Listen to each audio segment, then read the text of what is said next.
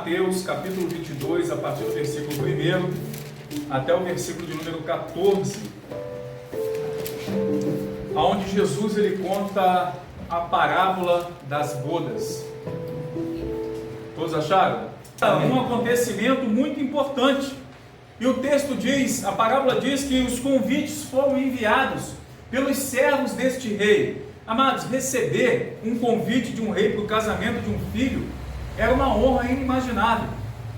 Imagina você recebendo um convite para o casamento, para as bodas do filho de um rei. Agora, muitos desses ilustres convidados aqui não quiseram ir às bodas, negligenciaram esse convite. E isso foi uma afronta direta a esse rei. Então essas pessoas, irmãos, elas não estavam incapacitadas para ir. Elas simplesmente decidiram não ir às bodas. O rei então novamente envia novos convites, mais uma vez envia os seus servos, e pela segunda vez houve uma rejeição total. Muitos daqueles homens não estavam, daqueles convidados, não estavam nem aí para o convite. O texto diz que uns foram para os seus campos, os outros foram para os seus negócios, não é isso? E outros convidados então praticaram até violência contra os servos do rei, ultrajaram esses homens, mataram esses homens, e aquelas pessoas estavam mais preocupadas com as suas fazendas, com os seus negócios, do que com o convite do rei. Estavam mais aplicadas às suas questões cotidianas, o dia a dia da vida, do que o convite do rei. E dessa forma demonstraram que odiavam o rei. Por quê? Porque maltrataram os seus servos. Não só maltrataram, mas assassinaram os seus servos. Então o texto diz que o rei fica irado, fica irado com esse tratamento, envia os seus exércitos, destrói aqueles homicidas, destrói, incendeia as suas cidades, e os convidados ilustres não quiseram a festa.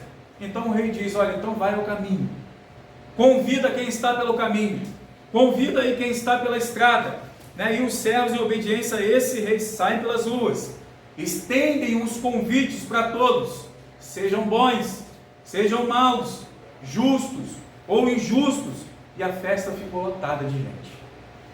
Mas a parábola diz que o rei compareceu naquele lugar e notou um homem que não estava com vestes nupciais, vestes adequadas para o casamento.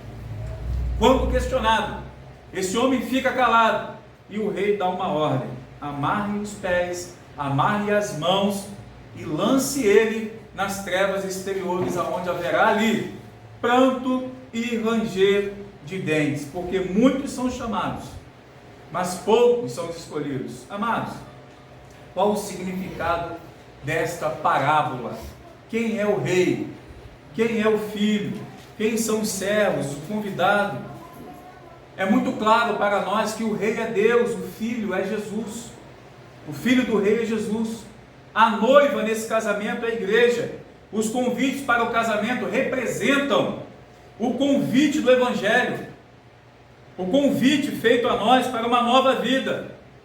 Os servos aqui fazem os convites, são os profetas, são os apóstolos, os pregadores, os professores de escola bíblica dominical, os irmãos que dia a dia estão pregando o Evangelho.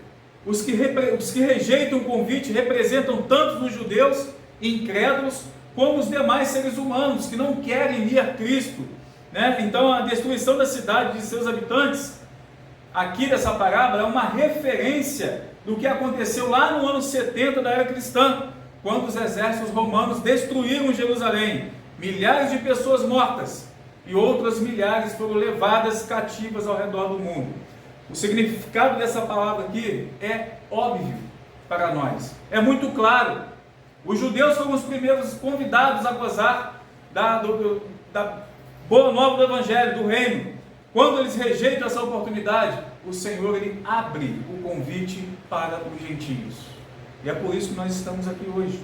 Amém. Agora eu quero enfatizar algumas verdades fundamentais dessa parábola das bodas. Em primeiro lugar, a salvação é anunciada no Evangelho. é comparada a um casamento. Foi exatamente o que o Senhor fez aqui. Então repare que do versículo 1 ao versículo 14, a ênfase é o convite para uma festa. Então Jesus fala de um rei que estava celebrando a festa do casamento do seu filho. Toda festa tem o que, irmãos, de casamento? Toda festa tem alimento. Repare o que o rei disse: eis que tenho o meu jantar preparado, os meus bois e cevados já estão mortos, e tudo já pronto, vinde às bodas. Então, literalmente, havia um grandioso churrasco aqui nessa festa. Os bois, os cevados, estava tudo pronto. Irmãos, até o dia de hoje, um casamento é acompanhado de quê?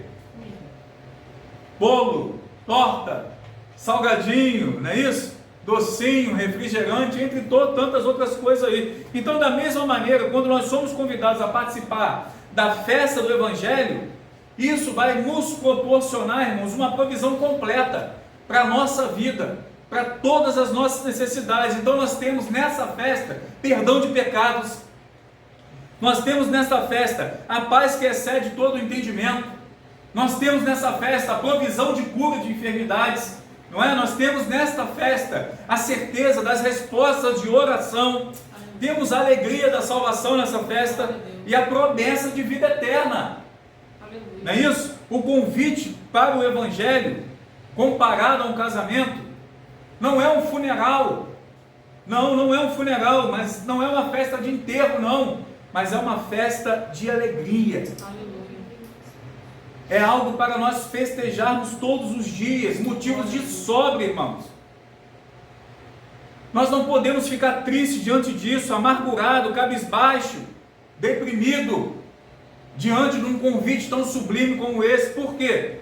Porque antes nós éramos inimigos de Deus, agora somos amigos. Amém. Por intermédio de Jesus Cristo.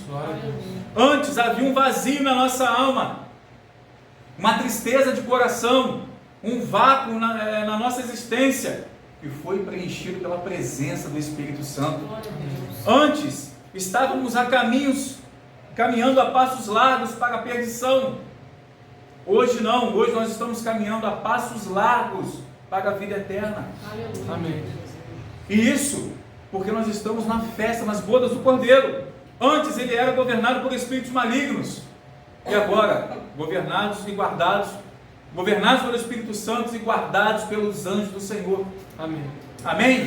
Irmãos, só esses 4 motivos aqui já são suficientes para fazer qualquer um, na presença do Senhor, saltar de alegria, mesmo em meio às lutas, mesmo em meio às dificuldades da vida. Então o Evangelho fala de provisão.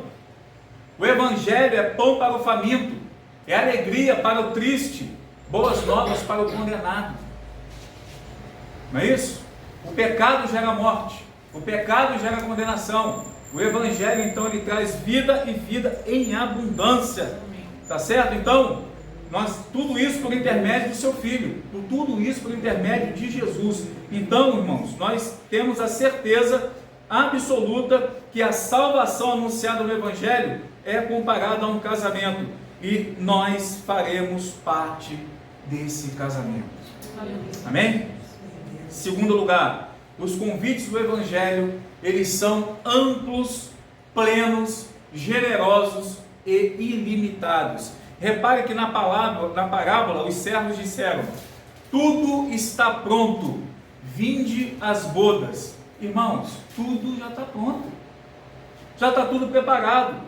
Jesus ele morreu pelos nossos pecados. O Espírito Santo ele já foi enviado desde o dia de Pentecostes. No que depender de Deus, nada falta para o homem ser salvo. Amém. No que depender de Deus, no dia do juízo, ninguém poderá dizer que Deus foi culpado por ele não ter sido salvo. Por quê? Porque tudo já está pronto, não é isso? Deus está sempre pronto a perdoar, Deus está sempre pronto a amar, sempre pronto a acolher, né? Jesus está sempre pronto a perdoar, a limpar, a dar uma segunda chance. O Espírito Santo está sempre pronto para convencer, para santificar, para renovar. Então a graça de Deus, irmãos, ela está sempre pronta para nos salvar. Aleluia. Sempre pronta para salvar o homem que está perdido.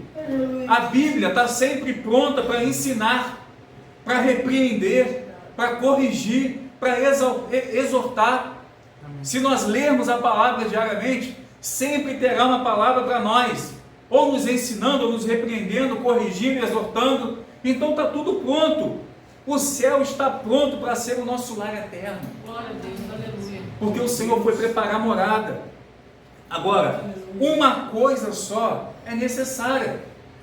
Quando eu olho lá para o Evangelho de Lucas, no capítulo 10, versículo 41, Jesus ele diz assim, né, ele respondendo a Marta, respondendo Jesus disse-lhe, Marta, Marta, estás ansiosa e preocupada com muitas coisas, mas uma só é necessária, e Maria escolheu a boa parte, a qual não lhe será tirada. Irmãos, a única coisa que falta é o homem querer ser salvo. Porque muitas pessoas não querem. Tudo está preparado. No que depender de Deus, só basta o homem querer ser salvo. Amados, o Evangelho coloca uma porta aberta diante de toda a humanidade, independente da condição do ser humano. Uma porta aberta. Ninguém está excluído desse convite que é universal. Agora, apesar do Evangelho ser eficaz somente para os que creem, ele é suficiente para toda a humanidade. Não é isso que diz lá em João 3,16? Que Deus amou o mundo de tal maneira que ele entregou o seu Filho unigênito. Então ele ama de uma maneira que não há palavras para descrever. Não é isso? Agora, nós somos convidados a entregar a nossa vida nas mãos dele. Todos os dias nós somos convidados a entregar a ele o nosso futuro, a nossa alma. Todos os dias nós somos convidados, através da palavra, através do Evangelho, a entregarmos, a nos entregarmos nas mãos do Senhor Jesus. Será que nós realmente, verdadeiramente fazemos isso? Entrega o teu caminho ao Senhor, confia nele, e o mais ele fará. Né? Entrega o teu caminho ao Senhor e confia plenamente. Às vezes nós queremos entregar o caminho, mas não confiamos. Né? Nessa viagem, por exemplo, que nós fizemos, é muito ruim você estar sentado lá atrás, mas os controles não estão na tua mão. Você não sabe o que está acontecendo. Você está fazendo uma curva, seu avião está caindo, você não sabe. Mas é exatamente esse princípio, irmãos, que Deus ele traz para a nossa vida de forma que a gente entenda que o controle está na mão dele, o governo está na mão dele. Glória a Deus. Cabe a nós apenas nos entregarmos a ele e confiar nele, assim como nós confiamos nos pilotos que estavam lá na frente. Não é isso? Então, irmãos, ele não vai te forçar a tomar essa decisão por Cristo. Ele não vai forçar ninguém a tomar essa decisão. Ele simplesmente vai continuar batendo a porta do nosso coração. Ele simplesmente vai continuar batendo com amor. Agora, eu e você precisamos decidir estar na presença dele todos os dias da nossa vida. Em terceiro lugar, a salvação oferecida pelo Evangelho é rejeitada por muitos daqueles a quem ela é oferecida. Não é isso que nós vemos? Quantas pessoas estão no leito de morte e rejeitam uma palavra de salvação? Quando nós olhamos para a cruz do Calvário, nós vemos esse retrato. Jesus ali, um aceita a mensagem, o outro rejeita. Um reconhece a soberania, reconhece a divindade, o outro rejeita. Repare que no verso 3 aí da parábola, diz, não quiseram vir. E quando nós olhamos para o versículo de número 5, diz, eles, porém, não se importaram e se foram.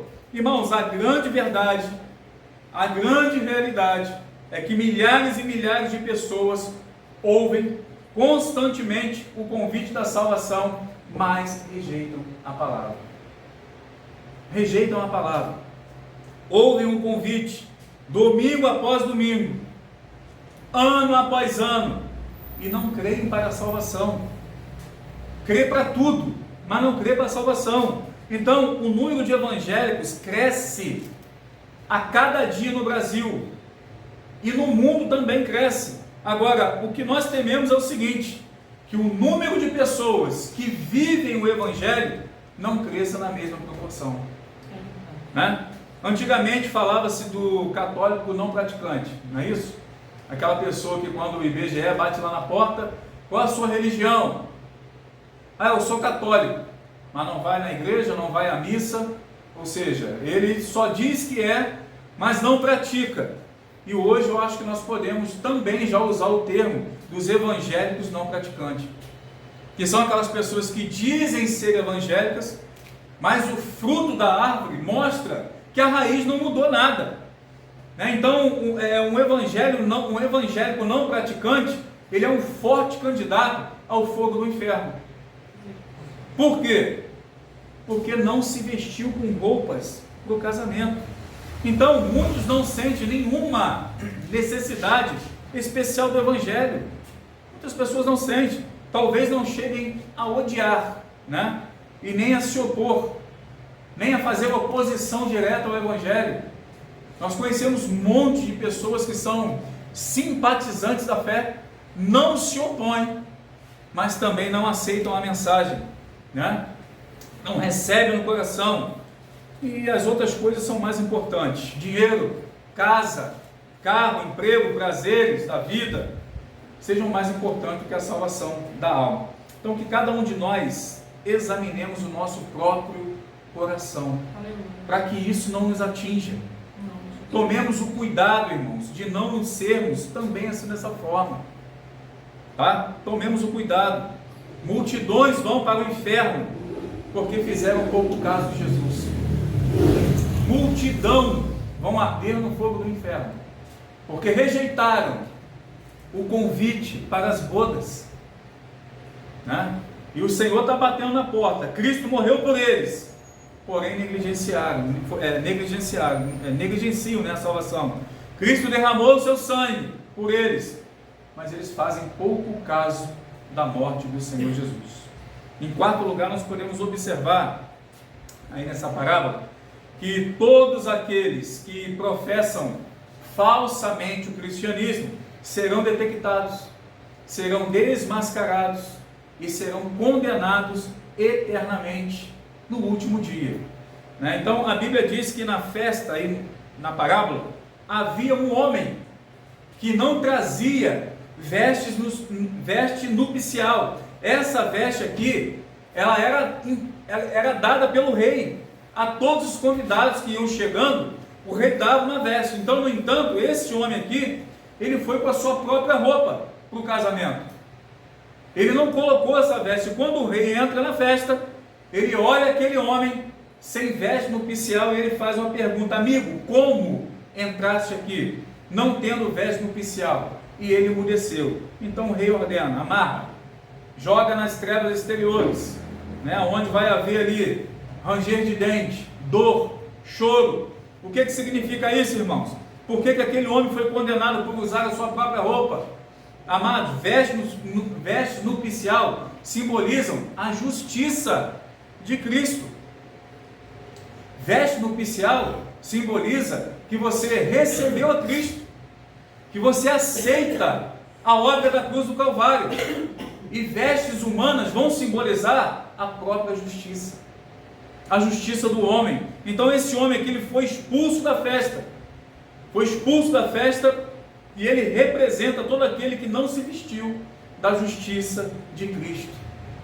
A gente precisa entender uma coisa: joio e trigo vão ter que conviver juntos até no último dia, até no juízo final.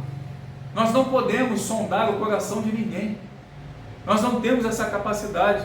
Não podemos apontar para ninguém e dizer que ela não pertence a Deus. Então aqui na igreja visível sempre vai existir os convertidos e aqueles que pensam que são convertidos. E a verdade é que enganadores, hipócritas, orgulhosos nunca serão excluídos, irmão, do nosso meio. Vão crescer junto, sempre estarão no meio. Se uma pessoa professa ser cristã, foi batizada nas águas, leva uma vida externamente correta, nós não temos o direito de dizer que ela não foi justificada por Cristo. Só que no dia do juízo não haverá qualquer dúvida em relação a isso. Somente a fé verdadeira vai suportar o fogo do julgamento. Então, nesse dia aqui, todo o cristianismo escuro, irmãos, será pesado na balança. E aquilo que for palha vai queimar. Quem for achado em falta será lançado no lago do fogo. Somente os cristãos verdadeiros participarão das bodas do Cordeiro. Não se engane, os hipócritas serão lançados fora. Nós não podemos estar nesse casamento com a nossa justiça própria, não. Nós só podemos estar diante do rei, no casamento do filho, com as vestes nupciais adequadas, com a justiça de Cristo. Então, no dia do juízo, não vai adiantar as pessoas dizerem: Senhor, foi no teu nome que nós expulsamos o demônio, foi no teu nome que nós curamos, foi no teu nome que nós evangelizamos. E ouvirão da boca do Senhor a dura mensagem: aparta-se de mim, porque eu não te conheço. Não vai adiantar dizer que estava no meio da congregação dos santos. Não vai adiantar que estava domingo após domingo ouvindo a palavra. Não vai adiantar ter cantado hinos. Não vai adiantar dizer que falou em línguas. Não vai adiantar nada disso.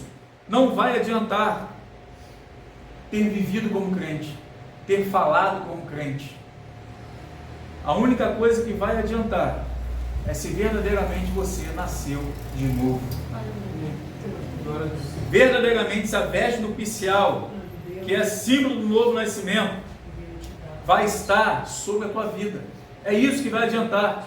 Então, quem não nascer de novo, disse Jesus, nunca verá o reino de Deus. Quem não nascer de novo será lançado nas trevas. Irmãos, em vergonha, colhendo aquilo que plantou durante toda a vida. Sonde o teu coração com a ajuda do Espírito Santo de Deus. Porque a cada dia nos é dito: tudo está pronto, está tudo preparado. O boi já está morto, o cevado já está preparado, vem para bodas, as mansões celestiais já estão preparadas. Agora, vamos ou não atender a esse convite? O tempo está acabando e Jesus breve virá. Breve virá. Em breve entrará para ver os convidados. O rei em breve entrará para ver os convidados dessa festa. E você realmente está vestido com vestes nupciais? Verdadeiramente você já se revestiu da presença de Cristo? Será que nós, irmãos, nos convertemos de verdade ao Senhor? Nós não podemos afirmar em relação a ninguém. Só quem sabe somos nós. O tipo de vida que a gente leva, nós sabemos o que há dentro do nosso coração. Então nós precisamos fazer essa autoavaliação, essa análise. Nós vamos participar da mesa do Senhor e Paulo orienta que façamos isso. Examine, pois, o homem a si mesmo. Então jamais descanse sem antes você responder essa pergunta: será que eu já recebi vestes nupciais? Será que eu estou revestido de Cristo? Será que verdadeiramente eu me converti ao Senhor? Não descanse se você não puder responder a essas perguntas de forma satisfatória. Porque se naquele grande dia, quando o rei entrar para fazer uma revista nos convidados, se você estiver vestido com a justiça do homem, com as vestes humanas, você será reprovado. Temos tempo ainda, irmãos. Ainda tem tempo. Mas a porta da graça vai se fechar. Então faça de tudo que você puder para participar das bodas do Cordeiro. Faça de tudo para você se arrepender dos seus pecados. Faça de tudo para você santificar a tua vida. Faça de tudo para você fugir da aparência do mal. Faça de tudo para você se afastar do pecado. Não viva no limite. Não viva uma moralidade mínima, medindo até onde você pode ir, flertando com o pecado. Porque Satanás ele não brinca, e o que ele quer é te derrubar. Então não vacile. Não vacile. Entrega o teu caminho ao Senhor. Confia nele. E Ele vai cuidar de você. Amém? Que essa palavra fique no teu coração. E lembre-se dessas perguntas. Avalie a tua vida todos os dias. Para que você não seja achado em falta no dia do casamento do Cordeiro. Amém? Vamos colocar de pé em nome de Jesus.